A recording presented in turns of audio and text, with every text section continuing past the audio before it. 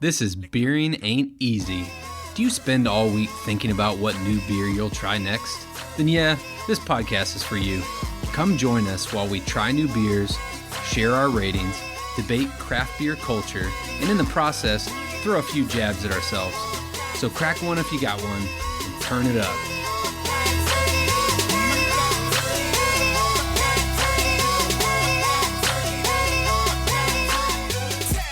Welcome to Beering Ain't Easy, episode 19 with Adam and Drew.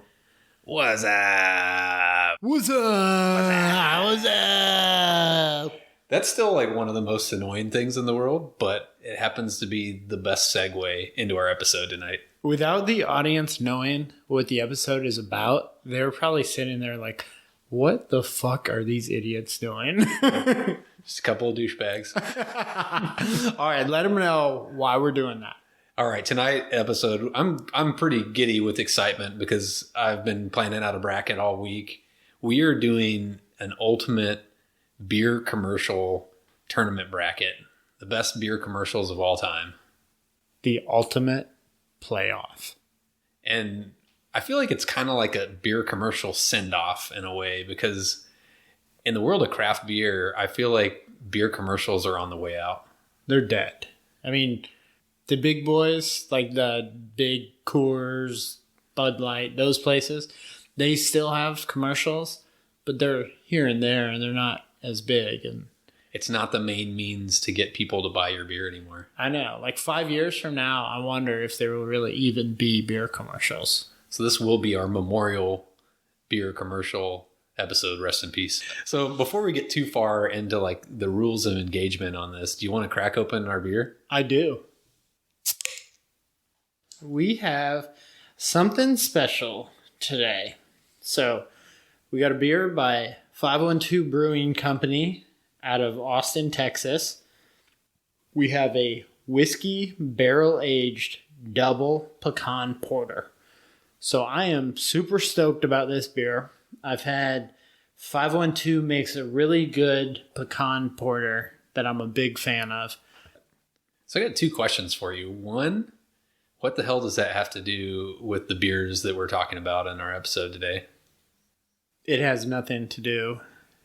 The story behind this beer is that I went to a bottle shop and I saw this beer and I could not go without it. It was love at first sight. It was love at first sight. My second question is, do you buy any beers that are not whiskey or bourbon barrel aged? Only if they're a hazy IPA.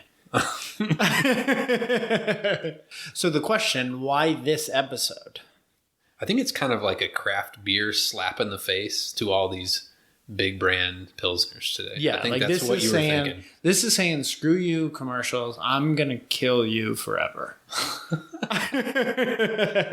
So back to the commercials. I kind of want to lay out what the rules of engagement are. So we have got an 8-team, I guess you can call it teams, an 8 commercial bracket. And we're going to go head-to-head on each of these commercials, give you a little reminder of what they are in case you haven't seen it or it's been a while. And since we only have 2 people in the room, if we disagree on who's going to win a round, we're going to play it like basketball, where there's always one person that's got possession and they have the call, but once they use their tiebreaker, it goes to the other guy. This episode is so similar to Drew. He has this big master plan. He's come up with the bracket. He's seeded the commercials so that the most likely top commercials meet in the middle for the championship. And then, as it should be. And then if that's not enough, he's come up with a tiebreaker scenario. So my one question is, who has possession first? Will we actually do a jump ball to determine?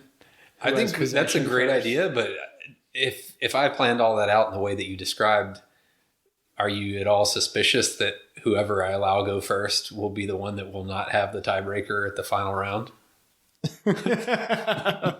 I'm going to have to study the bracket a little bit more before I answer that question. I was going to give you possession first because I'm a gentleman. All right, Drew. What do we got in round one? So round one, our first corner of the bracket is coming in from Bud Light, and it is Dilly. Or if you don't remember the rest of the commercial, it's kind of like the Bud Light King, Bud Light Night. You've seen the commercials. They're everywhere. You get it. But just in case you live in a COVID cave, we will play a little trailer for you. Dilly. Madam Susan, you are an even truer friend of the crown. Dilly. There you have it, folks. Dilly. All right, so who's Dilly matching up against? So this is kind of like a 1 seed versus 8 seed matchup. So I've got a throwback from the 80s, which is kind of weird because both of us were under the age of 10 in the 80s. And so the only reason I included this one is because I remember all the merchandise and I remember the character. And that character is Spuds Mackenzie, which is a dog that's out there getting ladies, drinking Bud Light, living the good life. Making it happen. And we were kind of talking about this offline, but they really missed an opportunity because he could have been named Studs Mackenzie. Suds Mackenzie. Like, there's a lot of better things they could have done with his name. So Spuds Mackenzie was actually controversial because the media thought that Bud Light was trying to appeal to minors. And at first I heard that and I was like, that's a bunch of bullshit. They got to stay off of Bud Light. And then I thought, yeah, I was under the age of 10 and I still remember that character. So maybe it was effective. Well, I got one question for you. Yeah? Did you have a Spuds Mackenzie stuffed animal? I probably did. My dad was a Budweiser guy. I always thought that was interesting. He'd come home, like he used to play tennis, and he'd come home after playing tennis, and he'd have the big chalice, the Budweiser chalice glass, and he'd pour himself a big glass of Bud and drink that afterwards. And I was like, wow, man, just like after exercising, you just go straight for the Budweiser. Living the good life. You know what's funny on like the Spuds Mackenzie and like appealing to minors? Like if we want to talk craft beer now, I feel like the new appeal to minors drink is these freaking fruited sours. Oh, yeah, for sure. I mean, think about it. Like when we were in high school and college, it was all about the malt beverages like Smirnoff Ice. And now it's like, I got a peanut butter and jelly sandwich that's also a beer and it's 8% alcohol. Come and get it, kiddies. Yeah. So the real question for you then is between Dilly and 80s throwback Spuds Mackenzie. Who are you going with? This is a classic number 1 seed versus a bottom feeder seed. It's a blowout. Dilly is mopping the floor. Yeah, I agree. Dilly. So you want to introduce us to the next bracket? Okay. The next matchup we have is the Boldest 6-pack versus Bitter Beer Face. So for those of you that aren't familiar with the Boldest 6-pack, Drew, tell the audience about it. So this is a Tecate commercial, and out of all the commercials we're talking about today, it's the only one that Adam and I had never seen before. But when I looked up on the website of the top commercials, this was in the top 5, so we had to watch it, obviously. So it doesn't have a good sound clip because there's just music in it, but the premise is there's 2 dudes with a little bit of a beer gut. They're trying to mac on this lady that's nearby, but she's looking at another guy that's got a real 6-pack on his abs. And so they look down at their bellies. They look over at the charcoal and they cheers themselves with that Tecate. And then they draw some fake 6-packs with that charcoal. And then they start getting the woman's attention. Classic move. It's pretty funny. You got to watch it. Oh, and this is something that I have not talked about in many of our podcasts, and I should have. We create an episode notes on each episode. So if you're ever wondering what beer we're drinking, what we're talking about, we put links in there. We put descriptions, shout outs. And so in this episode, you really got to check out the episode notes because we have links to every single one of these videos so you can watch it yourself and not take our terrible reenactments of it. Drew's terrible. They're a lot funnier than us. Just let's admit it. If you think we're funny, you'll think these are fucking hilarious. So why don't you tell us about the bitter beer? Because I know you've been itching to talk about bitter beer. Bitter beer face. So before we talk about it, I want to play y'all a clip, just kind of bring back some memories for you. You've got minty fresh breath and you're oozing charm. Then it hits you. Larry?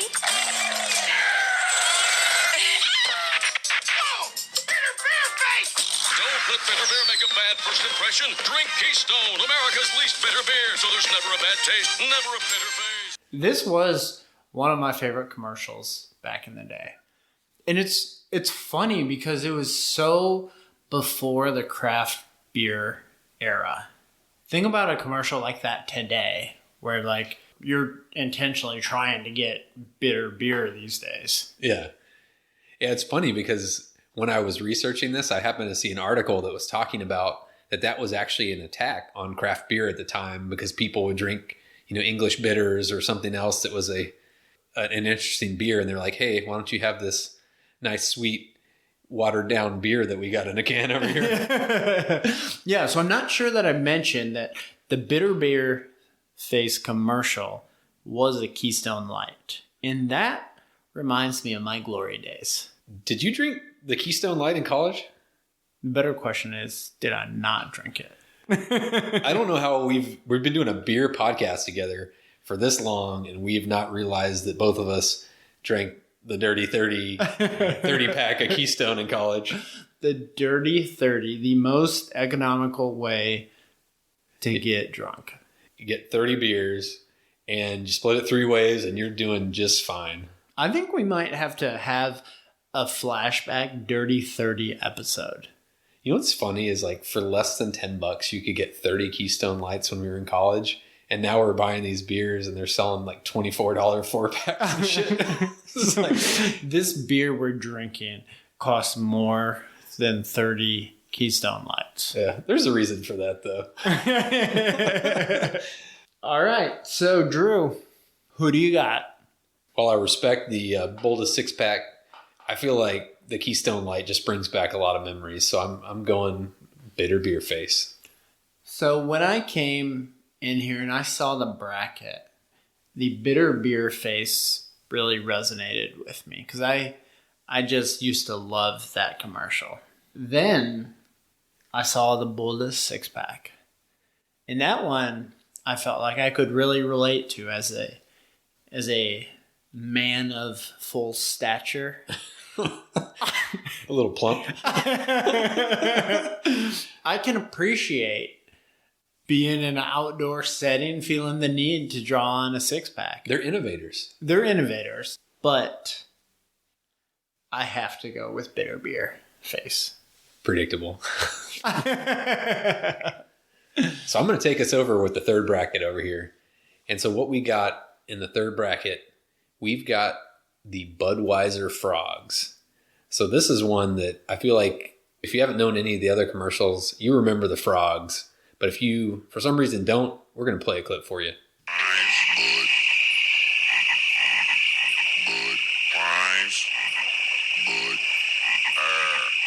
That brings back some memories. What kind of memories? So I did a little research on this one. Wait, you've never done research in an episode, so I'm starting to get a little worried. Okay, so let's have full transparency. So when I said I did a little research, when I went to YouTube to find the sound clip, it was in the title of the sound clip. So when I say a little research, that is a very accurate description. Little is very accurate. So the 1995 Super Bowl, this is when the frogs were initiated. Nice. And I remember that Super Bowl like it was yesterday. Who the heck was playing then, if you remember it so well? I'm pretty sure it was the Denver Broncos versus the Green Bay Packers. Nah, man. If you get that right, I'll buy you a freaking beer. You owe me more than a beer if that's right. So what we've got with the frogs in the bracket is we've got the frogs against, this is one of my personal favorite beer commercials from Miller Lite, and it's the Man Laws.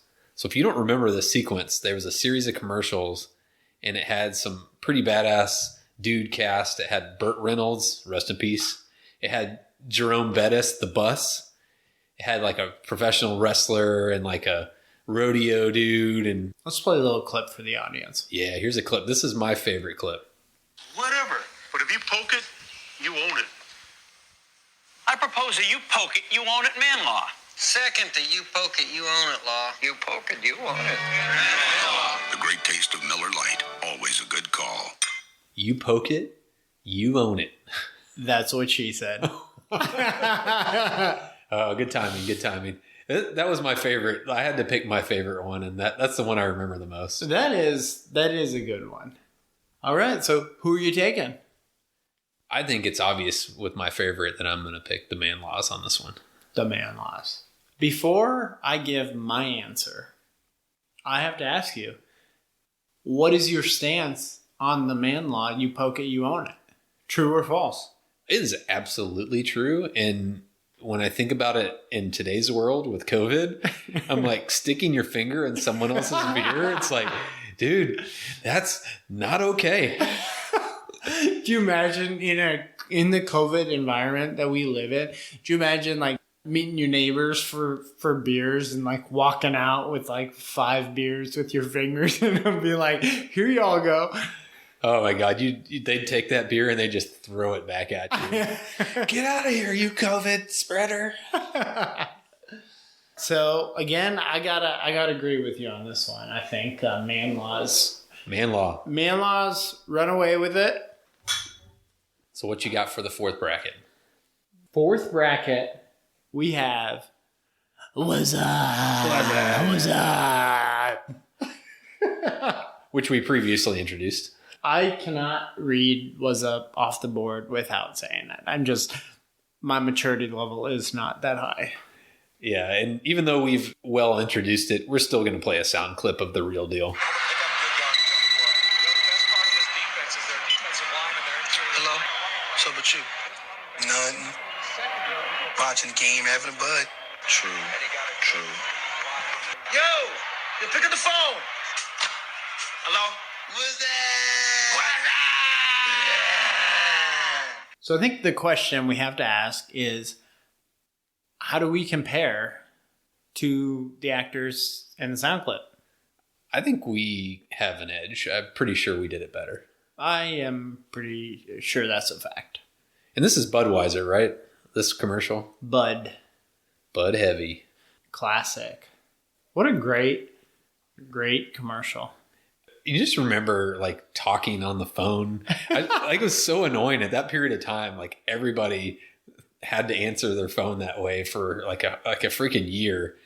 And I don't remember what year this came out, but I don't remember cell phones at that time. I remember like freaking dial-up phones, and you're like, "What's up?" And I remember like being a kid, and this was like the days like where you didn't even know who was calling. The phone just like rang, and so you pick it up, and you're like, "What's up?" It's like your parents' work. They're like, "This is the IRS." It's like, oh, hold on, I'll get my parent. Yeah, or you're on the phone doing that with your friends, and your parents are like, "I'm trying to get on dial-up. Get off the phone." The glory days. So who's Was Up against? The most interesting man in the world. Stay thirsty, my friends. So that's all you need to hear to know who the most interesting man in the world is. That's enough. But I do have to add, my favorite commercial, in my own words, is his beard alone has experienced more than the average man's body. I think that is a pretty accurate statement for myself. I don't even know what that means. This is kind of weird. It sounds a little creepy when you say that. The dude is like the man, though. I mean, you watch those commercials and you're like, I want to be like this dude. Absolutely. 100%. And it's a Dos Equis commercial, so it's not all Anheuser Busch. They've pretty much run the gamut on beer commercials, but you got to throw in a little difference here. So I'm going to try to break it up and go against Anheuser Busch with the Dos Equis here. Yeah, Dos Equis really brought it to the table with that commercial. But. Oh, no, you would not. But Wazzup was a classic. It brings back great childhood memories, and it's really just a superior beer commercial. With that, Wazzup is the champion. You're using your possession to... I'm using my possession to eliminate one of the best commercials on the board. The most interesting man in the world, gone. Wazzup, welcome to the semifinals. Final four. All right, so our first matchup is Dilly versus Bitter Beer Face. Dilly. So before we pick which ones we want, I feel like there's a story with Dilly that we have not covered extensively yet, and that is the corn syrup dispute. I completely forgot about that. That's one of the most bizarre marketing strategies, but very memorable. It was like they went toe-to-toe with Miller Lite, Coors Light, and were like, hey, we don't use corn syrup in our brewing process, and y'all do, so fuck y'all. So y'all are a bunch of losers. It's funny because they made it seem like it's a little misleading. They made it seem like you're drinking high fructose corn syrup. Yeah, it was like, do you want this top of the line beer or this corn syrup water? When it's just like in the brewing process, that's all it was. But it was brilliant though. They could have gone after craft beer and like hipsters or whatever they want to call craft beer drinkers, but instead they went after their own. They're like, it's scrappy time. I'm going to take out my competition, kind of run the market on the light beers. I thought it was a brilliant marketing strategy. Yeah. I bet they just like changed their recipe to eliminate corn syrup in their recipe. They're like, we're going to eliminate this and we're going to go after these motherfuckers. Yeah, probably so. So that was my story, but Dilly versus bitter beer. Who do you have? I am going to go Dilly. Dilly.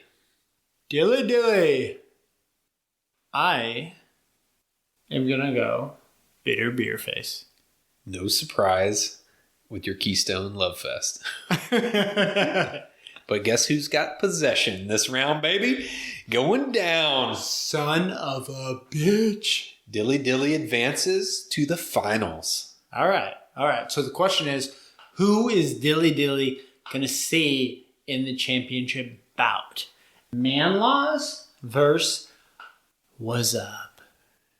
Ooh, doggies. I am a little worried about where this is going since I've just given you the possession arrow. Well, let's just be honest. Everything is in my control, right? I feel like you should go first because you made me go first last.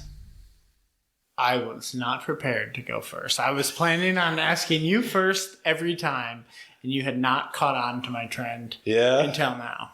The moral dilemma for me is, what's better, controlling the champion or getting Wazzup into the championship? Don't you dare do it. Okay. I will not use my possession. Now I will defer and I will allow Man-Laws to move into the championship bracket. You're doing it just to keep your possession for the final round? I knew you weren't going Wazzup. And I knew you would think that you were going to control the champion. But that is where you went wrong. Okay. Well, as long as it eliminated Wazzup, then I'm okay with how this is going. I know. Oh, man. So championship, we've got Dilly versus Man-Laws. Miller Lite versus Bud Light. Is this like the best? I mean, we couldn't have planned it better. We couldn't have planned it better. And this was not planned. Adam will make sure that it's never planned. If y'all have learned one thing about me, it's that I do not plan a lot. Maybe I planned something, but you would have wrecked it by now. This is a tough one, man. You've got the corn syrup, you've got the Bud Night versus Jerome Bettis and some pretty awesome Man-Laws. The bus. Well, why don't you go first? You just want to trump me with that possession era. Well, why don't you go first? We'll let the audience hear about what doesn't matter, and then I'll decide who wins. I gotta say, I love Man-Laws. It's still One of my favorite commercials. Since you wiped out Most Interesting Man in the World, Man Laws has got my pick for the champion. Ooh, a curveball. I thought you would be going for Dilly. You can't pick the 1 seed, man. You can't pick the 1 seed. This is a true chess match, ladies and gentlemen. What's going on right now is Drew is trying to fool me into picking Dilly. And I have played too many games of chess in my life to fall for that amateur move. And so I will progress the Man Laws to the champion. Woo! You poke it, you own it. Man Law. You poke it, you own it. That was a lot of fun. That was fun. You know what we need to do in the future? We need a beer tasting bracket. I like it. Dude, the bracket idea. Oh, yeah. This bracket. is brilliant. I mean, whoever thought of this? All right. I think everyone is getting sick of listening to our bullshit. Let's bring on those ratings.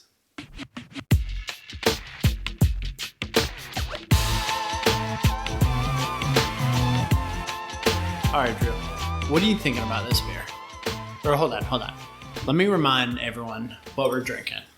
So we got 512 Brewing Company whiskey barrel-aged double pecan porter. So that just is like really everything that I love about beer.